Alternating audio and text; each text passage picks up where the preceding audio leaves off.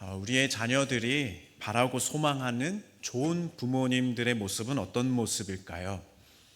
내 이야기를 끝까지 들어주고 존중해주는 부모님, 함께 시간을 보내주고 관심사를 공유하는 부모님, 다른 사람과 비교하지 않는 부모님, 스스로 할 수 있는 그 일들을 할 수 있도록 믿고 기다려주는 부모님, 부모님들끼리 서로 사랑하고 화목하게 지내는 모습, 이런 모습을 원한다고 합니다.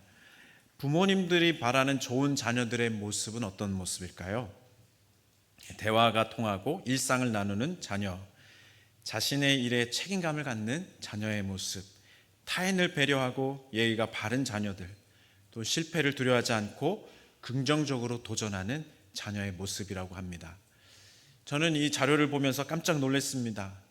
자녀들이 바라는 것 중에도 첫 번째가 대화하고 삶을 나누고 싶다였고, 부모님들이 원하는 것 중에 첫 번째도 자녀들과 대화를 나누고 일상을 나누고 싶다는 것이었습니다. 왜 서로 바라고 원하는 바가 같은데 가장 첫 번째 항목으로 이 내용들이 나왔을까요? 그만큼 원하는 대로 잘 이루어지지 않고 있다는 그런 뜻일 것입니다. 분명히 원인을 찾아보면 그것이 아주 큰 것이 아닐 것 같아요.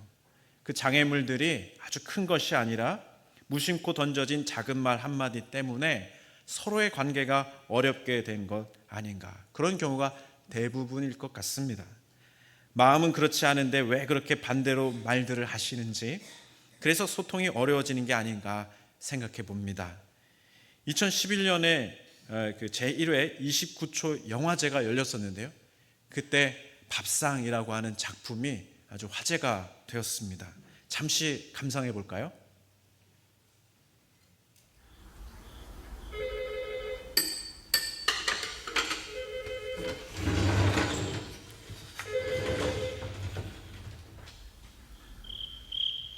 바쁜 데는 어째? 바쁜 데는 놀라고 와버려. 나이도 뭐 이혼도 제 종기도 못했다.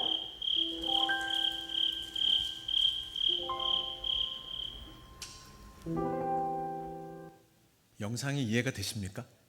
대사가 들리셨어요? 대단하십니다. 바쁜데 뭐하러 오노?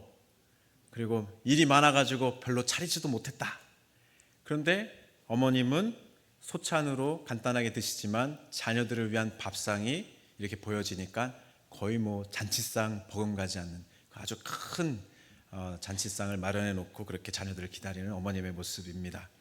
어머님의 애틋한 그런 사랑이 느껴지는 장면인데요, 한편으로는 그런 생각이 들었습니다. 우리 부모님들이 얼마나 소통하시는데 어려움이 많으신가. 보고 싶으면 보고 싶다 말씀하시면 되고, 밥을 차려 놓으셨으면 저녁 차려놨으니 빨리 들어와라 그렇게 말씀하시면 되는데, 그렇게 시원스럽게 말씀하시지 못하는 것이 좀 마음이 아픕니다. 오늘 함께 나누는 말씀을 통해서 서로 마음을 제대로 표현할 수 있기를 바랍니다. 하나님이 허락하신 은혜와 사랑을 제대로 나눌 수 있는 우리 모두가 될 수 있기를 간절히 바랍니다. 오늘 함께 읽은 말씀은요, 모세가 장성하게 된 후에 그 백성들을 잊지 않고 무언가 도와주려고 노력하는 그런 모습들이 나오고 있는데요, 지난 시간에 모세가 어떤 배경에서 태어나서 자라나게 되었는지를 살펴봤습니다. 그는 어릴 때부터 남다른 사명감으로 자라나게 되었는데요, 왜냐하면 그 이름부터가 그에게 특별한 사명감을 기억하게 해 주었기 때문입니다. 10절 말씀에 보면 바로의 공주가 그 이름을 지었는데 모세라고 지었다라고 나옵니다. 애굽말로 모세스라고 하면은 그 모라고 하는 말이 물이고 우세스라고 하는 말은 건짐을 받다라는 말입니다. 그래서 물에서 건짐 받았다, 모세스가 되는데요, 히브리식으로 이름으로 보아도 뜻은 비슷한 것을 알 수가 있습니다. 모세라고 하는 그 말의 어근을 보면은 마샤라고 하는 그 히브리 말인데요, 건지다, 끌어내다 라고 하는 그 말을 어근으로 갖고 있는 이름이 모세인 것이죠. 하나님이 특별한 은총을 덧입은 그 모세는 그 이름처럼 건짐받은 자로서, 특별한 은총을 받은 자로서 자라나게 되었고, 자연스럽게 특별한 사명을 부여받은 사람으로서 준비되어져 갔다는 것입니다. 그 백성들을 고난에서 건지려고 하고 우상 숭배 그 땅에서 건지기 위해서 노력하는 사람이 될 수 있었습니다. 이렇게 아름다운 뜻으로 그 백성들을 섬기기 위해서 다가갔던 모세였는데, 모세는 그 자리에서 아주 충격적인 말을 듣게 됩니다. 누가 너를 우리의 지도자로 세웠는가? 이 말을 들었을 때 모세는 엄청난 충격을 받았을 것입니다. 왜냐하면 모세는 다른 뜻이 없었기 때문이죠. 그저 순수한 마음으로 그들을 돕기 위해서, 섬기기 위해서 다가갔을 뿐이었습니다. 그런데 일이 마음먹은 대로 잘 되지 않았습니다. 그 발단은 11절부터 나오게 되는데요. 11절 말씀에 보면 모세가 장성한 후에 한 번은 자기 형제들에게 나가서 그들이 고되게 노동하는 것을 보더니 어떤 애굽 사람이 한 히브리 사람 곧 자기 형제를 치는 것을 본지라, 그렇게 나옵니다. 이때 모세는 깊이 생각하지 못했습니다. 우발적으로 행동을 했는데 그것이 큰 실수로 이어집니다. 애굽 사람을 저지하려다가 그를 살해하고 말았기 때문입니다. 순식간에 일어난 우발적 상황에서 원치 않은 결과를 보게 되자 그는 아주 적지 않은 당황함을 느끼게 되었는데요. 좀 더 지혜롭게 일들을 정당하게 처리했으면 좋았을 텐데 본능적으로 숨기려 하고 은폐하게 되었습니다. 이런 걸 보면요, 사람은 분명히 죄인임에 틀림없습니다. 죄로 물든 본성은 어쩔 수 없는 것 같습니다. 누가 가르쳐주지 않았는데도 행동하는 것을 보면 처음에 죄를 지었던 아담과 하와를 꼭 닮아 있기 때문에 그렇습니다. 자신이 저지른 일들을 스스로 도저히 수습할 수 없는 것을 그가 느끼게 되니까 금방 드러나게 될 일이지만 감추려고 하고 덮으려고 하는, 그렇게 애쓰는 모습을 보여주고 있습니다. 모세는 그를 저지하려다가 의욕이 그만 넘치는 바람에 그 사람을 죽게 만들었고, 주변에 아무도 없는 것을 확인한 후에 그 시신을 모래 속에 감추게 되었습니다. 그런데요, 적어도 모세는 그런 기대감이 있었습니다. 최소한 이 일에 대해서 이스라엘 백성들은 자신의 편이 되어줄 것으로 기대했습니다. 그런데요, 그 기대감이 하루 만에 다 무너지게 됩니다. 13절 말씀에 보면 이튿날 다시 나가니 두 히브리 사람이 서로 싸우는지라. 그 잘못한 사람에게 이르되 내가 어찌하여 동포를 치느냐 하매, 이튿날 나가보니 이제는 동포들끼리 싸움을 하고 있습니다. 그래서 그들을 말립니다. 아니, 다들 왜 이러십니까? 가뜩이나 어려운 때 아닙니까? 우리끼리 이러면 안 되지 않습니까? 어찌하여 동포들끼리인데 서로 다투고 서로 때릴 수 있습니까? 그렇게 뜯어 말리기 시작했습니다. 그런데 그 순간에 모세에게 있어서 인생의 가장 충격적이고 상처가 되는 말을 듣게 되었습니다. 14절 말씀인데요, 우리 함께 읽어보겠습니다. 14절입니다. 시작. 그가 이르되 누가 너를 우리를 다스리는 자와 재판관으로 삼았느냐? 내가 애굽 사람을 죽인 것처럼 나도 죽이려느냐? 모세가 두려워하여 이르되 일이 탈로 되었도다. 누가 너를 우리의 다스리는 자와 재판관으로 삼았느냐? 모세는 정말 충격을 받았습니다. 이 말 한마디에 아주 크게 당황하였고 상처를 크게 받게 됩니다. 그 길로 그는 도망자가 되었습니다. 말 한마디가 얼마나 비수같이 그 사람에게 충격을 줄 수 있는지 모세가 보여주고 있습니다. 오랜 세월이 지났지만 80세가 되었던 그 시절에도 이 말 한마디 때문에 영향을 받고 있었기 때문입니다. 가시떨기 나무에서 그 불 가운데에서 만나주신 그 하나님 앞에서 하나님의 음성을 듣게 됩니다. 하나님이 모세를 부르시면서 이제 그 백성으로 돌아가서 그 백성을 인도하여 내라 라고 말씀하시는 그 귀한 순간을 만나게 되었는데요, 그 귀한 순간에 40년 전에 들었던 그 비수 같은 말 한마디가 계속 걸림돌이 되고 있는 것을 발견하게 됩니다. 모세는 그 귀한 순간에 기다리던 그 순간에 이렇게 대답하고 있습니다. 출애굽기 3장 12절 말씀에 보면 모세가 하나님께 아뢰되 내가 누구이기에 바로에게 가며 이스라엘 자손을 애굽에서 인도하여 내리까? 믿었던 형제들에게 배신과 버림을 당했던 그 모세가 깊이 상처를 받았기에 이런 반응을 했던 것입니다. 누가 너로 하여금 우리를 다스리는 자와 재판관으로 세웠느냐? 선의의 그 마음을 가지고 다가갔는데 만약 이런 말을 우리가 들었다고 한다면 우리는 어떻게 반응해야 하겠습니까? 괜히 잘해준 것 같다, 그냥 다 포기하고 그냥 내버려 둬야겠다, 그렇게 반응할 수도 있습니다. 아니면 참고 인내하면 좋은 날이 올 것이다, 한 번 더 참고 한 번 더 인내하며 섬겨보자 라고 반응할 수도 있을 것입니다. 예전에 한 영상을 보았는데요, 위험하게 큰 도로 가운데서 차들이 왔다 갔다 하고 있는 그 4차선 정도 되는 도로 위에 나무늘보 아십니까? 그 나무늘보가 한 마리가 이렇게 길을 건너가는 영상이었습니다. 어찌나 천천히 그 길을 건너가는지 그 보는 이로 하여금 다 마음을 졸이게 하더라고요.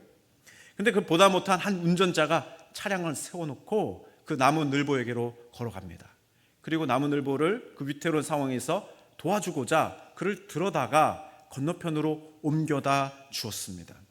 근데 그곳에 안전한 곳에 내려놓으려고 하는 순간에 갑자기 이 나무늘보가, 그렇게 행동이 느리던 그 녀석이 어찌나 순발력 있게 그 아저씨를 막 해코지하려고, 공격하려고 막 화가 났나 봐요. 그 나무늘보가 막 발톱을 세우고 물어뜯으려고 하고 달려드는데 보는 사람들이 다 깜짝 놀라게 됩니다. 나무늘보를 도와주려고 했던 그 아저씨는 얼마나 황당했겠습니까? 그럴 때는 어떻게 반응해야 될까요? 괜히 도와줬어, 힘들게 고생만 하고 괜히 도와줬어, 그렇게 반응할 수도 있고, 그 녀석 참 귀엽다, 아이고 아주 성질 한번 대단하네, 한 번 더 참아줘야지, 뭐 이렇게 나중에는 알아주겠지, 그렇게 반응할 수도 있을 것입니다. 어떻게 반응하는 것이 좋을까요? 한참 고민이 되죠. 다시 모세로 돌아와 보겠습니다. 왜 모세는 실패했는가? 왜 이스라엘 민족은 모세를 배신했는가? 질문하게 됩니다. 이스라엘 민족에게 상처받은 마음이 있었기 때문입니다. 쓴뿌리가 먼저 있었기 때문입니다. 그들에게 오랜 세월 동안 켜켜이 쌓이게 된 낮은 자존감 때문이었습니다. 그래서 순수한 마음으로 도와주겠다라고 찾아와도 도움받을 줄 모르는 사람으로 있었던 것입니다. 한 번도 그런 도움을 경험해 본 일이 없었기 때문에 도움을 거절하는 것을 넘어서 오히려 공격하는, 해를 가하는 행동까지 나오게 되었던 것이죠. 돕는 사람의 잘못이 아니었습니다. 상대방의 무너진 자존감, 수치심, 두려움 때문이었습니다. 갚을 수 없다는 그 부담감이 다르게 작용하게 되었습니다. 그래서 어설픈 갑옷을 두르고 방어를 하면서 그렇게 잘못된 반응을 하게 되었던 것이죠. 모세가 잘못해서 모세에게만 책임이 있어서 이런 결과가 나오게 된 것이다라고 말할 수 없다는 것입니다. 이것이 중요한 포인트인데요, 이 땅의 성도들도 영적으로 보면 어떤 사람들입니까? 죄악의 구덩이에서 건진받은 자들입니다. 우리들도 그런 면에서 볼 때 모세, 건진받은 자라고 하는 그 이름을 받은 자로 살아가고 있는 것이죠. 우리들이 신앙생활할 때 어떤 은혜를 누리게 됩니까? 처음에는 잘 모르면서 시작하게 되더라도 하나님의 말씀을 배우면서 점점 깨닫게 됩니다. 하나님의 사랑 안에서 우리가 점점 확장되는 것이 있습니다. 그것은 주님의 은혜에 깊이 감사하고 감격하고 기뻐하는 삶으로 충만해지는 그런 순간을 점점 맞이하게 됩니다. 그럴 때 우리가 주님 앞에서 이런 결단을 하게 되는데요, 하나님의 말씀을 쫓아서 더욱 순종하리라, 하나님의 이 귀한 은혜를 나누며 살리라라고 하는 헌신을 자연스럽게 하게 됩니다. 이렇게 놀라운 은혜를 왜 이전에는 내가 진작에 몰랐던 것인가? 아직도 이 은혜를 모르는 자들에게 주님께서 다가가기를 원하시니 이 말씀을 들고 다가가야 하겠다, 그렇게 고백하는 순간을 맞이하게 되어 있습니다. 그때 선교와 전도의 열정을 불태우게 되는데요, 내 이웃에게 그리스도의 사랑을 전하리라, 우리 가족들에게, 아직 주님을 모르는 친지들에게 주의 복음을 전하리라, 그렇게 다가가게 되는 것이죠. 예레미야서 20장 9절과 같은 그런 고백으로 나아갈 때가 있는 것 아니겠습니까? 내가 다시는 여호와를 선포하지 아니하며 그의 이름으로 말하지 아니하리라 하면 나의 마음이 불붙는 것 같아서 골수에 사무치니 답답하여 견딜 수 없나이다. 하나님의 귀한 은혜를 받은 그 자리, 하나님께서 나를 건져주신 그 은혜가 너무나도 놀랍고 귀한 것이 느껴지는데 그것을 전하지 않고서는 견딜 수 없는 그 귀한 헌신의 자리로 나아가게 되었다라고 하는 것입니다. 이 귀한 은혜와 이 귀한 그 헌신이 우리의 삶 가운데 가득하게 되시기를 주님의 이름으로 축복합니다. 근데 이런 아름다운 헌신, 정말 주님께서 귀하게 여기시고 더 우리에게 은혜를 부어주시는 귀한 모습이 될 텐데요. 근데 이렇게 나아갔을 때 어떤 어려움을 만나게 됩니까? 그 만나는 사람들이 좋게 받아들여주면 너무나도 좋을 텐데 대부분은 그 자리에서 우리는 심각한 상처를 받게 됩니다. 적대감으로 대하는 사람들을 만나게 되기 때문에 그렇습니다. 가족이나 친지들을 만날 때 더 깊은 상처를 받게 됩니다. 적지 않은 반발을 만나게 되었을 때, 적대감으로 이야기하는 그 사랑하는 가족들의 그 태도를 보게 되었을 때 우리는 다시 복음을 전하러 다가가기가 두려워지게 되는 것이죠. 누가 너를 우리의 목사로 세웠는가? 누가 너를 우리의 영적 지도자로 세웠는가? 그렇게 반응하며 말을 하는 그 말을 들을 때에 우리는 당황스러워집니다. 스스로 작아지는 모습을 발견하게 됩니다. 그 말 한마디로 인해서 더 이상 선한 일을 꿈꾸면서 다가갈 수 없게 되는 것이죠. 모세처럼 그 말 한마디가 우리의 발목을 잡고 있는 경우가 되었기 때문입니다. 스스로 말하기를 내가 누구이기에 이 엄청난 일을 하려고 한단 말인가? 나는 할 수 없을 거야. 나는 할 수 없는 자일 것이야 라고 스스로 되뇌이는 순간을 맞이하게 되는 것입니다. 오늘 말씀의 제목은 사랑하며 살 수 있을까요? 입니다. 세상은 사랑을 원하는 것 같지만 사랑으로 진리를 전하고자 다가갈 때에 그것을 원하지 않는 세상 사람들을 만나게 됩니다.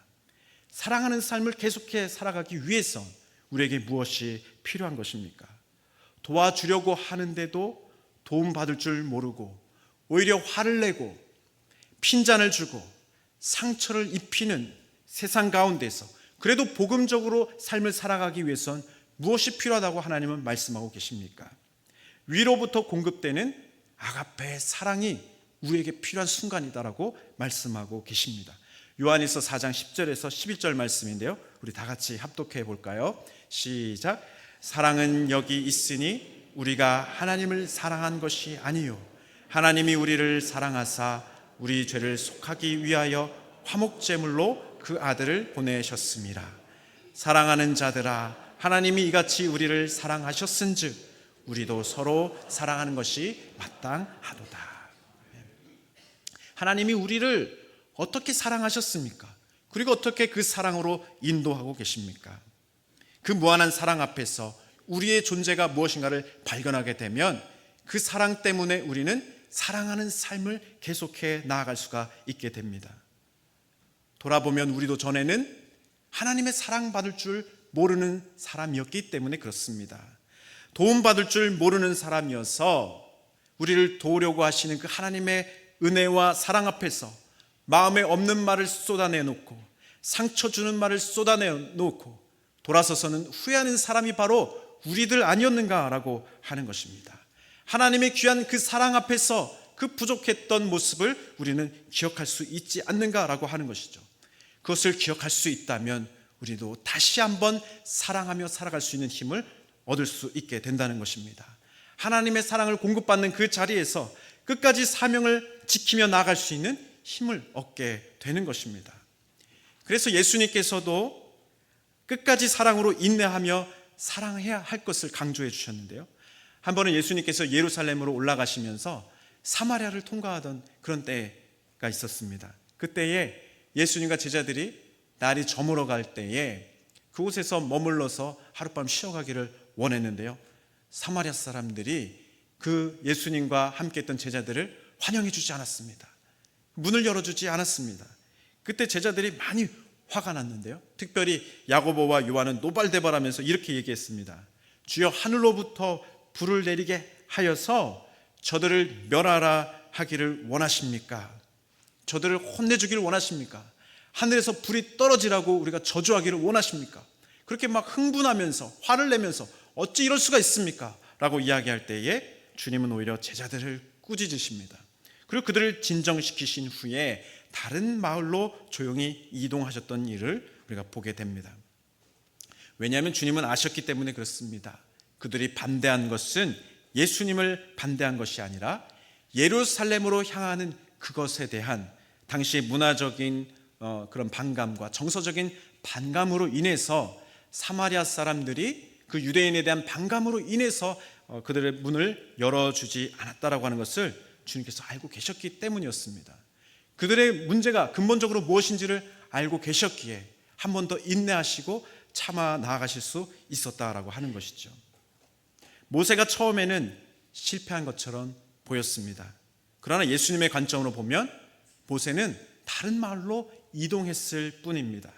거기서 그는 계속 자신의 사명을 이어가고 있었습니다. 모세는 거기에서 다른 이들이 어려움을 당하고 있는 것을 보았을 때에 못 본 척하지 않았습니다. 그들을 구원하고 건져내는 삶을 계속 살아가고 있는 것을 보게 됩니다. 출애굽기 2장 16절에서 17절 말씀 우리 마지막으로 함께 봉독해 볼까요? 시작. 미디안 제사장에게 7딸이 있었더니 그들이 와서 물을 길어 구유에 채우고 그들의 아버지의 양떼에게 먹이려 하는데 목자들이 와서 그들을 쫓는지라 모세가 일어나 그들을 도와 그 양떼에게 먹이니라. 아멘. 모세는 완전히 실패한 가망 없는 실패자가 아니었습니다. 삶을 다 포기한 사람이라고 한다면 어찌 이렇게 일어나서 위험이 있는 곳에 다가가서 누군가를 도와줄 힘을 낼 수 있었겠습니까? 하나님의 시선으로 볼 때 모세는 단지 다른 마을로 옮겨져서 더 날카롭게 자신의 은사와 사명을 준비할 수 있는 그 기회를 얻었을 뿐이었다라고 하는 것을 우리가 생각해 보게 되는 것이죠. 사랑하는 성도 여러분, 사랑하며 살 수 없을 것 같은 이 세상 가운데서 그래도 하나님의 뜻대로 살아보려고 애쓰시느라 얼마나 수고가 많으셨습니까? 상처받은 마음이 있다면 이 시간에 하나님의 사랑으로 채우시고 회복될 수 있기를 주님의 이름으로 축복합니다. 복음을 전하며 생명을 전하며 살고자 애쓰며 담대하게 나아갔지만 그곳에서 낙심한 일이 있다면 분노하거나 민망해하지 마시고 포기하지 마시고 다른 마을로 옮겨가게 되더라도 그곳에서 하나님의 귀한 사명을 다시 이어갈 수 있는, 다시 더욱더 충만한 주님의 놀라운 복음의 도구로 성장하여서 돌아올 수 있는 귀한 기회를 잡아 나가실 수 있기를 주님의 이름으로 축복합니다. 그러면 하나님께서 우리에게 다시 기회를 주실 것입니다. 우리가 하나님의 사랑을 덧입고 구원받은 자리로 나오게 된 것은 하나님의 포기하지 않으시는 그 사랑 때문임을 우리가 기억할 수 있지 않겠습니까? 우리가 전도 대상자를 품고 오늘도 우리가 다시 한 번 더 기도로 나아가고 하나님의 앞에 그 이름들을 올려드리며 나아갈 때에 하나님은 그 모든 사랑하는 자들을 주께로 돌아오게 하실 것을 믿으시기 바랍니다. 하나님의 사랑으로 주께서 허락해 주신 그 사명으로 다시 한 번 더 무장하셔서 날마다 승리의 길로 나아가시는 모든 주의 종들 되시기를 주님의 이름으로 축복합니다. 아멘. 이 시간에 함께 찬양하면서 우리 결단의 기도로 나아가겠습니다.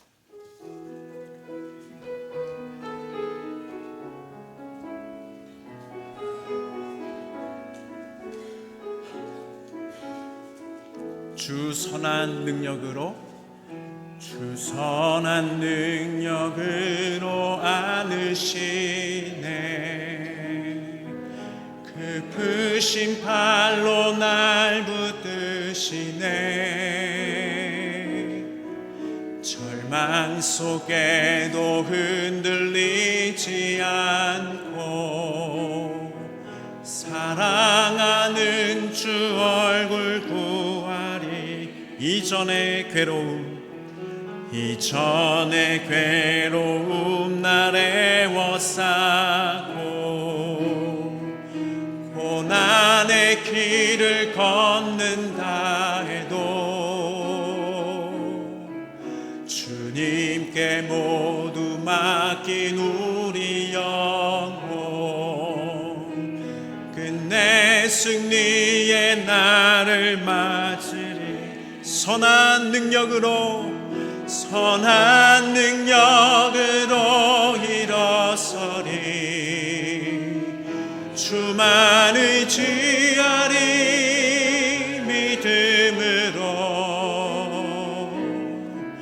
우리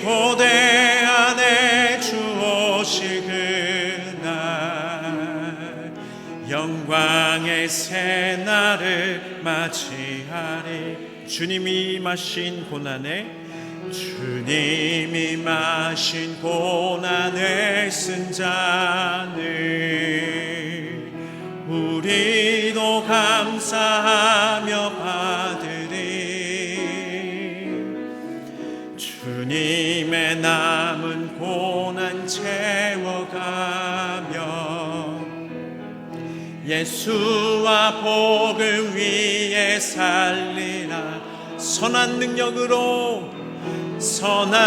능력으로 일어서리. 주만 의지하리. 믿음으로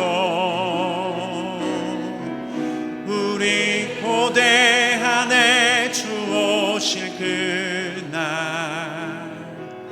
영광의 새날을 맞이하리. 이 시간 함께